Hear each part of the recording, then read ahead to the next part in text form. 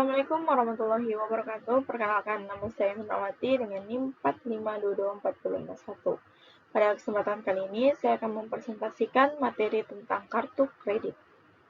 Di era digital sekarang, kartu kredit menjadi salah satu alat pembayaran yang sangat sering digunakan masyarakat karena praktis dan cepat.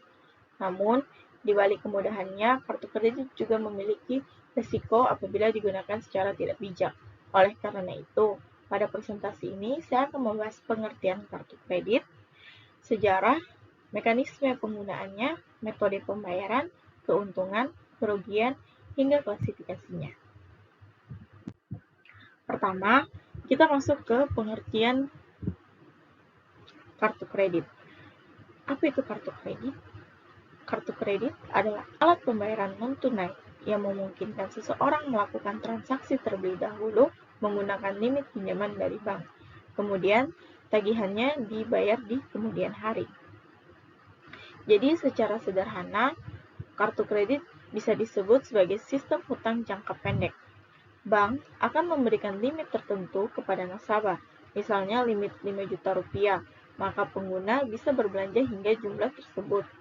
Dalam kartu kredit juga terdapat prinsip akuntansi, karena setiap transaksi akan dicatat sebagai piutang bagi bank dan hutang bagi pengguna. Contoh sederhananya, seseorang membeli handphone seharga 3 juta menggunakan kartu kredit. Saat itu, pengguna belum mengeluarkan uang tunai, tetapi nantinya bank akan menagih jumlah tersebut sesuai tanggal jatuh tempo. Selanjutnya adalah sejarah kartu kredit. Pada awal tahun 1900-an di Amerika Serikat, kartu belanja mulai digunakan di toko-toko tertentu dan SPBU. Kemudian pada tahun 1946, John Higgins memperkenalkan sistem bernama Charged di Flatbush National Bank.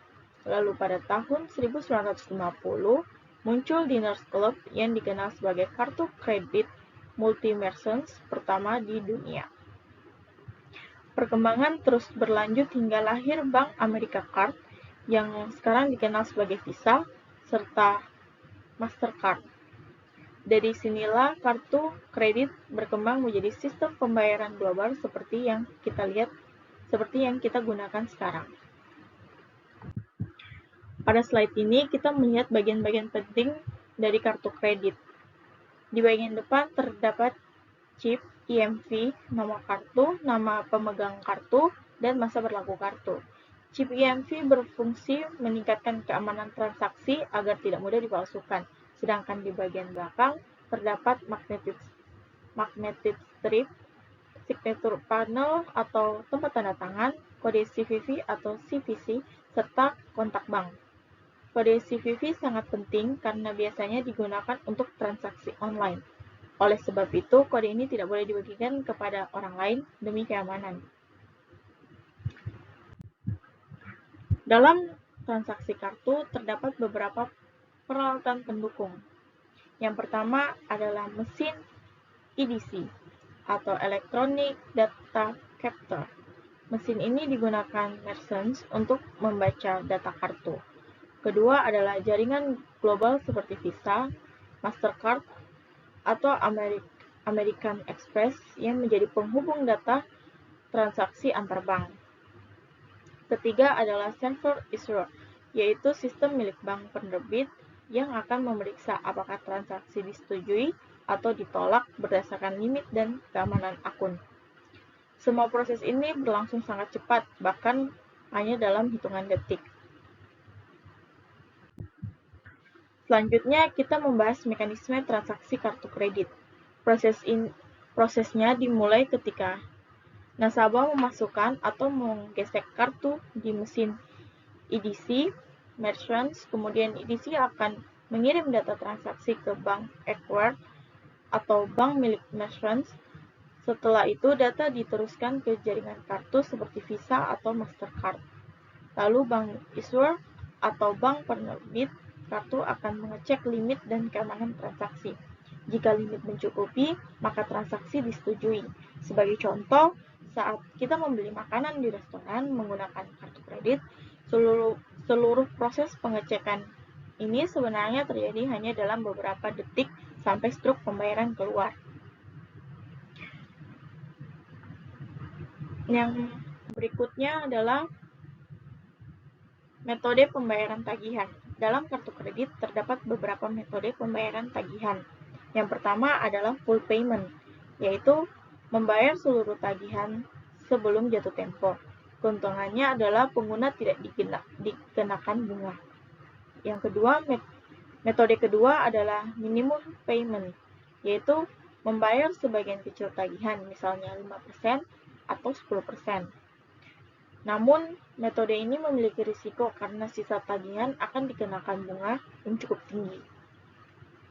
Selain itu, ada juga sistem cicilan atau installment, yaitu membagi pembayaran menjadi beberapa bulan dengan jumlah tetap.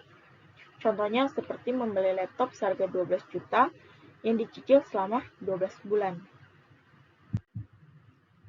Berikutnya kita akan membahas keuntungan kartu kredit. Kartu kredit memiliki beberapa keuntungan. Yang pertama adalah kepraktisan karena pengguna tidak perlu membawa uang tunai dalam jumlah besar. Kedua adalah reward dan cashback, misalnya poin belanja yang dapat ditukar dengan diskon atau tiket pesawat. Ketiga adalah keamanan.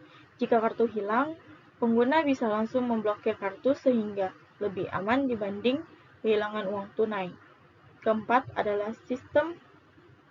Yang keempat adalah diterima secara global sehingga memudahkan transaksi saat berpergian ke luar negeri. Karena itu, banyak orang menggunakan kartu kredit untuk kebutuhan darurat maupun perjalanan. Selain memiliki keuntungan, kartu kredit juga memiliki beberapa kerugian. Yang pertama adalah sifat konsumtif. Karena mudah digunakan, banyak orang menjadi lebih boros dan membeli barang yang sebenarnya tidak terlalu dibutuhkan. Kedua, bunga yang tinggi apabila pembayaran terlambat atau hanya membayar minimum payment.